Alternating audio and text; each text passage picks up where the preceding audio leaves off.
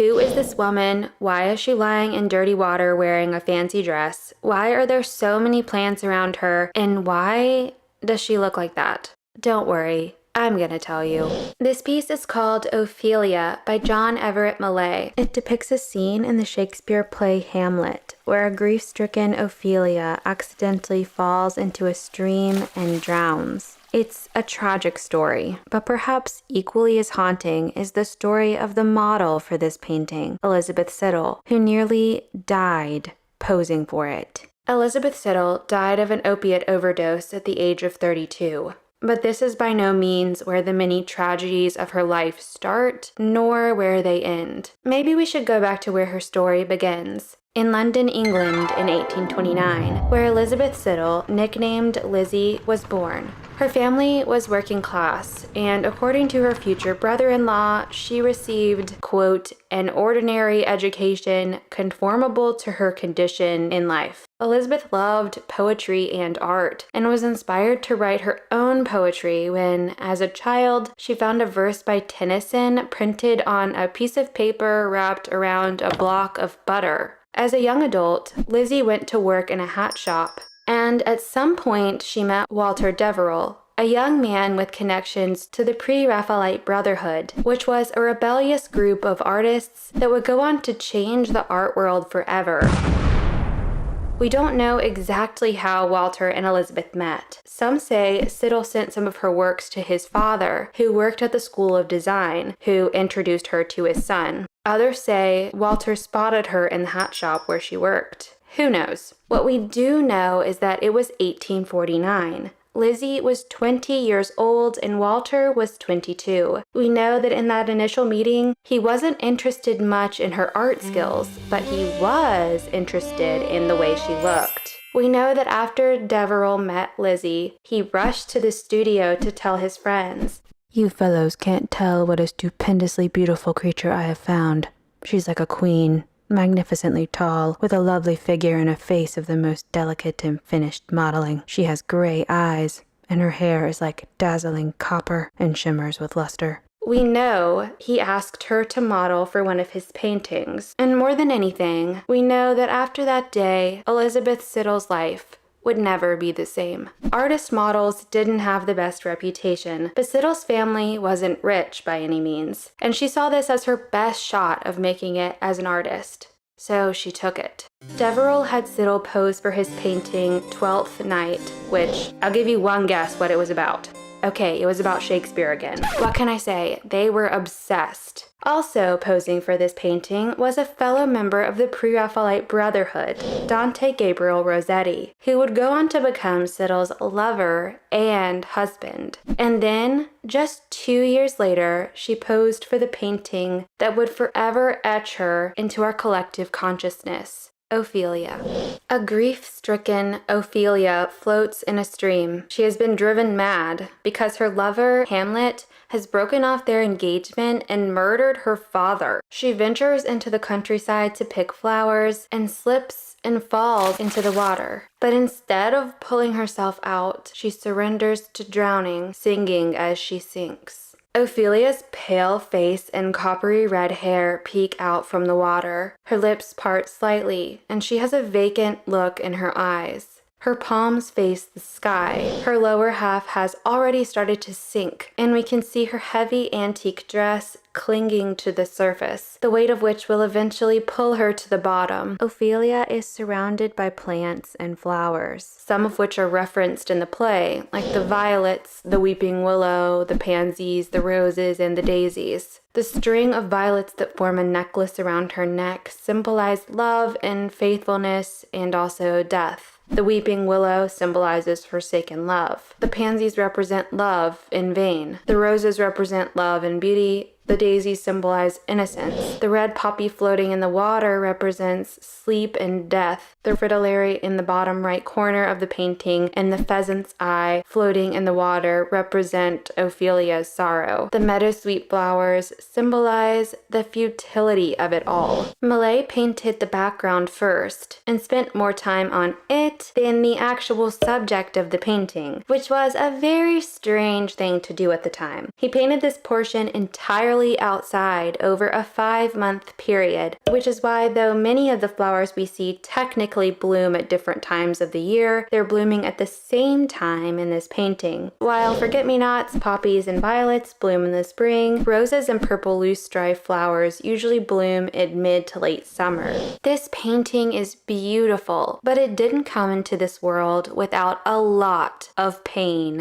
Painting outdoors is super inconvenient in a lot of ways, and Millais found this out the hard way. He wrote, "The flies of Surrey are more muscular and have a still greater propensity for probing human flesh. I am threatened with a notice to appear before a magistrate for trespassing in a field and destroying the hay. Am also in danger of being blown by the wind into the water and becoming intimate with the feelings of Ophelia when that lady sank to a muddy death." Together with the less likely total disappearance through the voracity of the flies, certainly the painting of a picture under such circumstances would be a greater punishment to a murderer than hanging. But the artist wasn't the only one that went through a lot to bring this painting to life. After months of painting the flora and fauna, Millais brought the canvas into his studio to paint the subject, Ophelia, though by this time much of the year had slipped away and it was winter time in London. He had Siddle wear an antique dress and lie in a bathtub filled with water. "Float on your back," he told her. "Raise your hands, palms up," he instructed. "Part your lips as if you're singing a sad farewell song," he said. And she followed his instructions, maybe a little too well. During their sessions, Millais would place oil lamps beneath the tub to keep the water warm. But during one of the sessions, the lamps burned out, and Millais was too engrossed in his painting to notice. The water turned frigid, but Siddle worked through the discomfort in silence. She could have said something, but in doing so, she would have risked losing the chance to live out her dream of being an artist. And let's be real, risk losing her modeling job too. Afterwards, Elizabeth got extremely sick with pneumonia. It was so severe that her parents threatened to take legal action against the artist and forced him to pay her doctor's bills along with her laudanum prescription. Millais ended up shelling out £50 to pay for her medical bills, equivalent to about £6,000 today. Elizabeth Siddle had this unique melancholy air about her that the pre-Raphaelite artists craved, and because of this, they painted her over and over again. But she was actually thought of as pretty unattractive based on the beauty standards of the day. She was considered too thin, and her red hair was even referred to as social suicide by one journalist. Red hair carried a negative connotation at the time because people thought it indicated that a woman was too sensual and had a fiery personality. While beauty standards at the time valued soft and delicate features, the pre-Raphaelite models had sharper, bolder features. But it wasn't long before the rest of the world began to recognize the beauty these artists saw all along. Ophelia literally changed beauty standards, but not immediately. When Ophelia was first displayed at the Royal Academy of Arts in London in 1852, it was controversial to say the least. One critic from the Times wrote, "There must be something strangely perverse in an imagination which souses Ophelia in a weedy ditch and robs the drowning struggle of that lovelorn maiden of all pathos and beauty." Another critic wrote, "The open mouth is somewhat gaping and babyish. There's no pathos, no melancholy, no brightening up, no last lucid interval." It's interesting though, because in time, the things about Elizabeth's look that everyone was so outraged about, her thick curtain of red hair, her prominent features, her fuller lips, were precisely what they began to place on a pedestal. In 1878, author Mary Haas wrote of the pre-Raphaelites in The Art of Beauty, "Those much abused painters are the plain girls' best friends. They have taken all the neglected ones by the hand. All the ugly faces they have shown us have a certain beauty of their own. Red hair, once a social assassination, is the rage. A pallid face with a protruding lip is highly esteemed. Once a Ophelia was revealed to the public, Siddle started to get a lot more attention, along with more modeling offers. This started to make her lover, Dante Gabriel Rossetti, jealous, and so he told her he wanted her to only model for him. He claimed her as his muse, his art student, and even convinced her to drop the second L in her surname because it would help her aesthetic. What? Siddle and Rossetti were on and off for several years. Her persistent ill health and his wandering eye meant they never stood on solid ground. Lizzie's health was always on the rocks. Historians don't know exactly what she suffered from, but there's speculation that it could have been tuberculosis, an intestinal disorder, or even anorexia. Her condition probably wasn't helped by the fact that Rossetti always had one foot out the door. He was known to have had many affairs with other women, and he could never bring himself to set a wedding date, largely because his family refused to accept Elizabeth due to her lack of formal education and the fact that she came from a lower social class than they did. In her poem, The Lust of the Eyes, Elizabeth contemplates the worry that Rossetti's love would go away if her beauty faded. And one of my favorite poems of Lizzie's, A Silent Wood, captures her mental state far better than I ever could. She writes, "O silent wood, I enter thee, with a heart so full of misery, for all the voices from the trees, and the ferns that cling about my knees. In thy darkest shadow let me sit, with the grey owls about thee flit. There will I ask of thee a boon, that I may not faint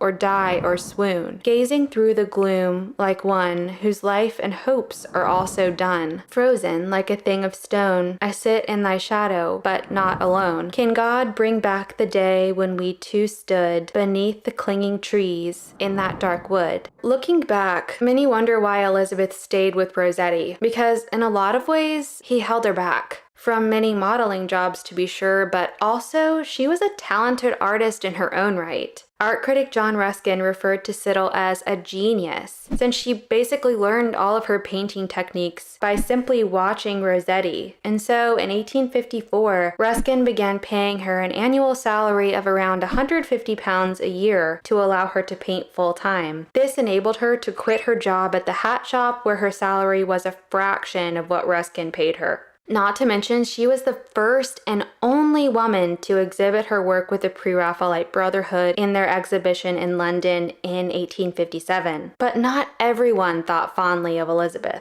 Historian Jane Marsh summarizes common public perception of Elizabeth during her time, saying, "Her own achievements are slight. Her work is appropriately derivative, a pale imitation of her husband's. She is thus a delicate Cinderella discovered by a prince and raised from menial obscurity to be a pre-Raphaelite princess." Elizabeth's health and her relationship took a toll, and in 1855, she gave up her salary from Ruskin and left London in hopes of getting healthy again. She eventually decided to enroll in the Sheffield School of Art in 1857 to try to make it as an artist on her own. Rossetti was forced to find other models to pose for his work. Although no one forced him to form intimate relationships with them, he did that all on his own. It's believed that he had an affair with one of his models, Annie Miller. In the spring of 1860, Siddle became critically ill to the point that her family thought she was going to die. Upon hearing this news, Rossetti immediately rushed to her, proposed, and the two got married. And from that point on, everything changed. Elizabeth was healed, Rossetti never had an affair again, and they lived happily ever after. Okay, the last part was a lie, except for the marriage part. They did get married. I just wanted to pretend for a second that this story had a happy ending. Let's pivot and talk about the artist for a bit, shall we? John Everett Millais was one of the founders of the Pre-Raphaelite Brotherhood. Sound rebellious? No. Maybe even a little edgy? Nope, not really. Well, that's because it was... What? The Pre-Raphaelite Brotherhood was made up of artists who were unhappy with the teaching they had received at the Art Academy. They were looking for a revolution in the British art world because they saw the whole thing as boring and stuck up. They challenged the many rules they were taught in the academy. They wanted to go back to a time before there were so many rules surrounding art. Back to a time when they could just paint things as they were. Malay was something of a child prodigy. He was the youngest person to have entered the Royal Academy at 11 years old, which made his rebellion against the institution all the more shocking. And for those of us who would rather have our fingers bitten by a lizard than attempt to read Shakespeare, Malay really helped us out with this painting. Elizabeth Siddal died of an opiate overdose at the age of 32. She overdosed on a drug called laudanum, the same drug she had to take when she got sick from posing for the Ophelia painting. But this is by no means where the many tragedies of her life start, nor where they end, because maybe the biggest tragedy is that even today, we know her not for her art, or for her poetry, or even the suffering she endured to bring us this painting, but instead, we know her as a pretty face, partially submerged in the tub of water that killed her. Why you should be with assholes like this when it's just having not enough times in board and it's just I died 100 times. When she don't have wants and times for herself within herself for her own.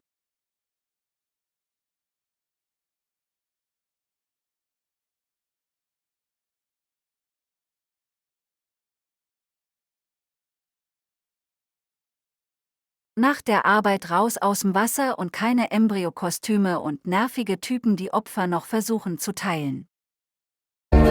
There's no greater waste of time than justifying your actions to people who have a life you don't want.